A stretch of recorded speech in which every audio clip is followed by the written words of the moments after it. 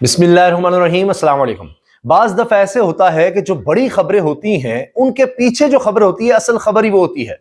اور اب بھی یہ صورتحال ہے کیونکہ ہر طرف بڑی خبر یہ بنی ہوئی ہے کہ تحریک انصاف اور حکومت کے درمیان مذاکرات کے لیے کمیٹیاں بن گئی ہیں،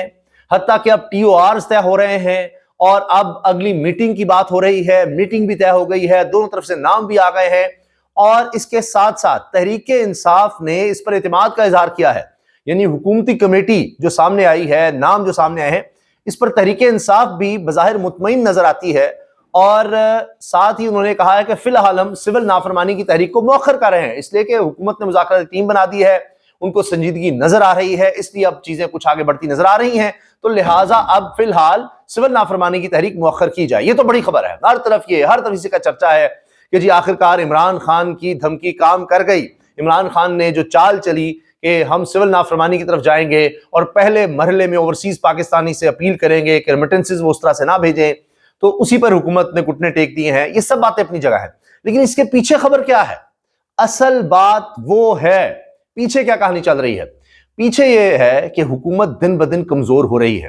حکومت دن بدن مشکل میں نظر آ رہی ہے، اور ان کو پتا ہے کہ آنے والے دنوں میں جو صورتحال ہے اس کا یہ حکومت مقابلہ کر ہی نہیں سکتی۔ اس سے پہلے یہ کوئی بات چیت چلا کر کچھ وقت لینا چاہ رہے ہیں۔ میں آپ کو بڑے وثوق سے کہہ رہا ہوں کہ یہ صرف ٹائم گیننگ کی، وقت تھوڑا ضائع کرنے کی، وقت حاصل کرنے کی ایک یہ کوشش ہے، اور یہ ایک ایسی کوشش ہے جو لاحاصل ہے، اس سے نکلنا کچھ نہیں۔ میں آپ کو آج عرض کر رہا ہوں کہ ان مذاکرات سے کوئی کنکریٹ چیز نہیں نکلے گی، مگر پھر کیا ہے کہ وقت عمران خان کے پاس ہے، تو وہ ایک چانس اس کو بھی دے کر دیکھ لیں گے، اچھا جی مذاکرات کر کے دیکھ لیتے ہیں، باقی تو وہ جو انہوں نے کارڈ استعمال کرنے ہیں بعد میں بھی کر سکتے ہیں، اور عین ممکن ہے کہ نہ سول نافرمانی کی تحریک چلانے کی ضرورت پڑے، نہ دیگر کارڈ شو کرنے کی ضرورت پڑے، کیونکہ اس سے پہلے ہی چیزیں اور طرف چلی جائیں۔ اب خبر سنیے، جمال خان مندوخیل صاحب، جسٹس جمال خان مندوخیل، جو کہ آئینی بینچ کا حصہ ہے، پہلی دفعہ انہوں نے بھی اب حکومت کا ساتھ نہیں دیا۔ یعنی جو جوڈیشل کمیشن کا اجلاس ہوا جس میں فیصلہ ہوا کہ جی آئینی بینچ آگے کتنا عرصہ کام کرے گا، تو اس میں 5 کی بجائے اب 6 ووٹ ہو گئے ہیں جو حکومت کے مخالف گئے ہیں، یعنی سب ججز اکٹھے ہو گئے ہیں، منصور علی شاہ، منیب اختر کے ساتھ آ گئے ہیں اب جمال خان مندوخیل بھی، اور چیف جسٹس بھی۔ اب یہ تمام ججز یہ کہہ رہے ہیں سوائے امین الدین کے جو کہ آئینی بینچ کے سربراہ ہیں کہ آئینی بینچ میں سارے ججز ہونے چاہیے۔ امین الدین صاحب نے اپنے آپ کو ووٹ دیا، نہیں آئینی بینچ میں میں بھی ہوں گا اور میں سربراہ بھی میں ہی ہوں گا، اور یہ 6 مہینے کام کنٹینیو کرے گا۔ لیکن اس طرح سے اب حکومت کا جو ایک کہیں کہ طاقتور پلڑے میں موجود تھا حکومت کے، وہ اب ان کا ساتھ چھوڑ گیا ہے جسٹس جمال خان مندوخیل۔ اب حکومت کے جو لوگ تھے جو ان کے پاس ابھی 7-6 کی بات ہوئی ہے آج، تو ان کا ایک ووٹ تو کم ہو گیا، حکومت کا ایک اور ووٹ کم ہو گیا، تو اب یہ جو کیا کہنا چاہیے فرق تھا وہ اور زیادہ اب کم ہوتا چلا جا رہا ہے، اور صرف ججز میں سے صرف امین الدین ہیں جو اپنے ججز کے خلاف گئے ہیں، باقی سب ججز اکٹھے ہو چکے ہیں۔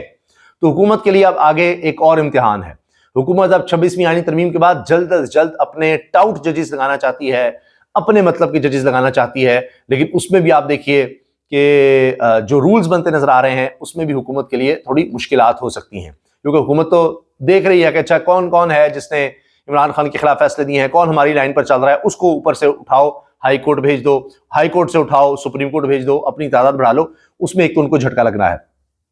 ایک تو یہاں سے حکومت کو ہے مسئلہ۔ لیکن اصل جو مسئلہ ہے وہ میں آپ کو بتا دوں، وہ ہے امریکہ سے، امریکہ بہادر سے، اور اس میں ہوا یہ ہے، میرے پاس باقاعدہ ٹویٹس موجود ہیں کہ ایک صحافی ہے ریان گرم جو ہر وقت موجود ہوتا ہے امریکہ کی طرف سے، جو ان کے دفتر خارجہ کی پریس بریفنگ آتی ہے اس میں، اور سوال بھی کرتا ہے۔ اب اس نے یہ لکھا کہ جی عمران خان کو جس طرح سے سزائیں ہوئی ہیں، جس طرح سے ابھی ملٹری کورٹ سے سزائیں ہوئی ہیں، اب یہ مشکل ہوتا چلا جا رہا ہے پاکستان کی اسٹیبلشمنٹ کے لیے ان چیزوں کو قابو میں رکھنا۔ اچھا، اب ان کو یہ لگتا ہے کہ جی جو ٹرمپ کی آنے والی ایڈمنسٹریشن ہے وہ عمران خان کی جو غیر قانونی حراست ہے اس کے خلاف ٹرمپ ایڈمنسٹریشن بالکل واضح موقف اپنانے جا رہی ہے۔ تو اب ان کو لگتا ہے کہ چونکہ یہ سارا کچھ ہو رہا ہے تو رچرڈ گرنیل حقیقت ہے ہی نہیں، اصل میں نہیں ہے۔ خرم دستگیر صاحب نے اور اس طرح نون لیگ نے ابھی کیمپین شروع کیا ہے کہ رچرڈ گرنیل سے کہ ٹویٹر ہینڈل سے، ایکس ہینڈل سے جو پوسٹ ہو رہی ہے رچرڈ گرنیل کی ہے ہی نہیں، وہ کوئی اور ہے، یہ اتنا کچھ نہیں کر سکتا۔ خرم دستگیر جو ہے یا اس طرح کے سابق وزراء جو رہ چکے ہیں، بڑے سینئر سیاستدان ہیں، چیزوں کو سمجھتے ہیں، وہ یقین کرنے کو تیار ہی نہیں ہے کہ امریکی ایڈمنسٹریشن کا اہم ترین آدمی کوئی اس طرح کی بات کر سکتا ہے کہ وہ پاکستان میں کسی لیڈر کی رہائی کے لیے کھل کر سامنے آ سکتا ہے اور بار بار یہ کام کر رہا ہے۔ اس کو رچرڈ گرنیل نے ری ٹویٹ کر دیا ہے اس بات کو کہ جی ہم تو اسٹیبلشمنٹ کو نہیں چھوڑیں گے، پاکستانی اسٹیبلشمنٹ کو۔ اور پھر رچرڈ گرنیل نے بھی کہا کہ how do I even prove I am real, کہ میں کیسے ثابت کروں کہ میں ریئل ہوں۔ اس سے بھی بڑھ کر اب کوئی محمد اشفاق ہیں، ایسے ہی رینڈم آدمی، اس نے بس ایک ٹویٹ کیا جس میں امریکی صدر کو دکھایا ہوا ہے، رچرڈ گرنیل کو دکھایا ہوا ہے، اور ایک فرضی تصویر، ایک فرضی بینر نیچے لگایا ہوا ہے فری عمران خان کا، کہ ٹرمپ نے بھی کھڑا ہے اور رچرڈ گرنیل بھی کھڑا ہے اور انہوں نے پکڑا ہوا ہے جی فری عمران خان، یہ وہ کہہ رہے ہیں، انہوں نے یہ پوسٹر پکڑا ہوا ہے، وہ میں آپ کو دکھا بھی دیتا ہوں۔ اچھا، اب ہوا کیا ہے کہ رچرڈ گرنیل نے اس کو بھی اپنی ٹرمپ کی تصویر اور اس پہ فرضی بینر جہاں لگا ہوا ہے اس کو بھی آپ اندازہ لگائیے کہ ری ٹویٹ کر دیا ہے۔ یہ وہ تصویر ہے جس کا میں ذکر کر رہا ہوں، فری عمران خان، ٹرمپ اور رچرڈ گرنیل کھڑے ہیں اور انہوں نے بینر اٹھایا ہوا ہے فری عمران خان کا، اس کو بھی رچرڈ گرنیل ری ٹویٹ کر رہا ہے۔ تو اب ٹرمپ تو اس سے ناراض ہو سکتا ہے کہ بھئی یہ کیا تم میری تصویر کو ری ٹویٹ کر دیا ایسے ہی اور ایک فرضی بینر کے ساتھ، اس کا مطلب ہے یہ ٹرمپ ایڈمنسٹریشن یہ کر رہی ہے اور ادھر کھڑی ہے۔ یہ ہے اصل مسئلہ حکومت کا۔ تو اب یہ جو مذاکرات کی بات ہے، ہاں جی ہم نے کمیٹی بھی بنا دی ہے، اس میں سارے لوگ ہی شامل کر دیے ہیں، ایم کیو ایم بھی آ جائے، وہ آئی پی پی بھی آ جائے، فلاں بھی آ جائے، فلاں بھی آ جائے، نہ عمران خان اب اتنا سادہ،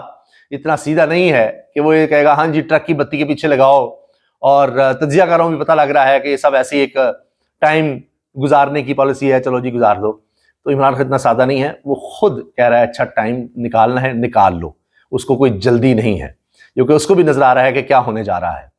اور سب کو پتا ہے کیا ہونے جا رہا ہے۔ تو یہ آہستہ آہستہ جو ایک ہوتی ہے نا سلو ڈیتھ، وہ زیادہ خطرناک ہوتی ہے۔ ایک دم ہوا کہ کوئی ان کو بیانیہ مل جائے، کچھ مل جائے، نہیں، نہ بیانیہ ملنا ہے نہ محفوظ راستہ ملنا ہے۔ حکومت ایک محفوظ راستے کی تلاش میں ہے، میں آپ سے عرض کر رہا ہوں کہ ان کو ایک سیف پیسے مل جائے کہ جناب پتہ نہیں پتلی گلی سے ہو کے ہم نکل جائیں کسی طرح، وہ راستہ بھی نہیں مل رہا، نہیں ملے گا، یہ آپ دیکھیے گا۔ اور ہماری عدالتوں کا حال دیکھیے، جو میں نے آپ سے عرض کیا تھا، خبر آپ سے شیئر کی تھی کہ پیر کو عمران خان کے خلاف فیصلہ نہیں آئے گا،